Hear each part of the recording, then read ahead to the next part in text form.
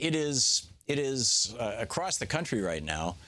And I'm curious if you've been involved in any of these, been to any of these town halls. It is town hall hell for Republicans.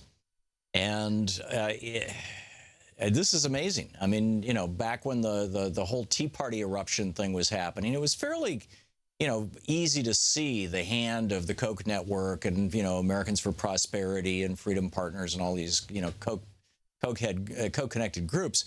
You know, they were renting buses, they were paying for venues, they were doing all kinds of stuff. There's no, I see no money fingerprints here, but people are showing up. You know, there's some groups that are listing, you know, on the web, you know, where you can find town halls and things like that. But I mean, there's always been that. This is all public information. So people are showing up. One of them who showed up at Tom Cotton's town hall, I believe this was day before yesterday, was Katie McFarland. And she talked about, you know, how the Affordable Care Act is saving her life. And what's so amazing is after she said this, and she asked Tom Cotton, the senator from Arkansas, you know, what he was going to replace Obamacare with that would prevent her from dying. He basically said, "Next question." Here's the clip. Maybe it's my specific there we go. Question is, Senator Cotton, you talk a lot about the repeal, but you have not gone into specifics on replacement. So my question is, will you commit today to replacement protections for those Arkansans like me who will die or lose their quality of life or otherwise be unable to be participating citizens trying to get their part of the American dream? Will you commit to replacements in the same way that you have committed to the repeal? Thank you, Katie. Thank you. We'll come to it in a minute. And she gets a standing ovation. Everybody in the room is standing up and applauding her question. And it's pretty amazing to listen to his response.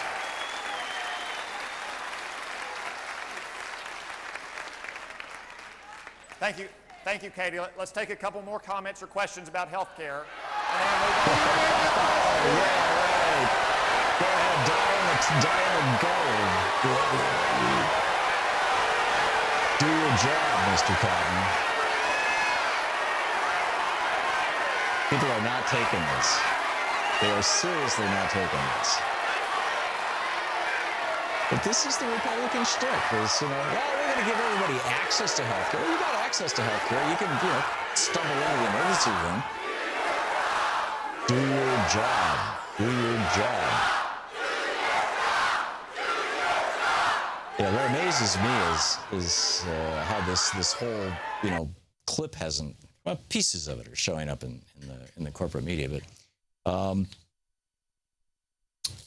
that was he said, and then he went on to say, he says, you asked everyone to stand up if they've been impacted by Obamacare. A lot of you did, but not all of you did. He said, which was a mistake. Everyone in this room has been hurt or helped by Obamacare. And she says, Obamacare saved my life, Senator. So Tom Cotton, this is the guy, you know, this is the Republicans' great white hope, right? He's the young, fresh face who's going to be running for president in, you know, 8 or 12 years, or maybe even before then. They're seeing him as the next, I don't know what, John Kennedy. I mean, the Republicans are always looking for their John Kennedy, and they can never quite find it. They thought they had it with Dan Quayle. Turned out he had an IQ that was just a little lower than room temperature. And they were so excited about him. He's young, he's handsome, he's telegenic, and he's dumber than a rock. It didn't work out all that well, you know. So, John in Stony Brook, New York. Hey, John, what's on your mind today? Hey, how you doing, Tom? It's really good to talk to you.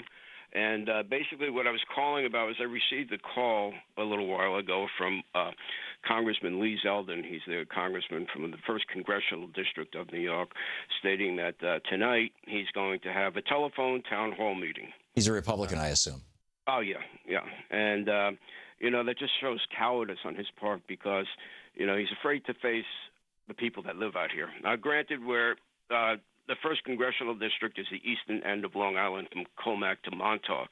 Mm-hmm. And it's a heavy Republican area, but there's been an outcry from people in this district, and he's not seeing it, but I am. I went to the march in Washington, met a lot of people from my area, and we're all getting together now. So I just want to get it out because I don't know if he's calling everyone, but I wanted to get out to all his constituents out here to make the phone calls, and maybe we should all go down to his office. Is it tonight that he's doing it? Speak in public. Is it tonight that he's doing it? Yeah. You know what would be really interesting? I don't know if you have the time to organize this, John. You know, but it's funny that he made the phone call the day of this thing happening. Right. It's almost like, trying to prevent it. But if you could book a VFW hall or a high school auditorium or something that doesn't cost any money or minimal expense, and set a speakerphone up on the stage and invite people to come in, and put a picture of the congressman and he's on speakerphone, and okay, we all want to say something, and then just be sure to bring a decent cameraman. And if you could get a couple hundred people in that room, it would probably go viral really fast. You know why that won't work? Why? Because what he's doing is he's accepting phone calls during the day today, and he's going to select who to call back. Oh, is that bizarre? Yeah, right. So he just doesn't want to take any tough questions. He's going to edit it out. That's incredible. I mean, the outrage that I have, I want to go somewhere and I want to be able to see him face to face. Yeah. He's a supporter of Trump, and I've called his office many times, and they keep telling me, but he's our president, and I remind him that 3 million more people voted for Hillary. Right. And they go, well, but I said, in democracies, the majority wins. And I was told, well, this is a republic. And I said, I understand, but it's a republic was built on democratic values. Yeah, we have actually, if you want to get technical, we have a constitutionally limited representative democratic republic. That's what we have. For better or for worse. Yeah. Okay. Well, John, let us know how it works out. Okay. Give me a shout tomorrow or later in the next week. Good work, man. Great. Thanks a lot, John. Great to hear from you. Good luck. Paul in Islip Terrace, New York. Hey, Paul, what's up?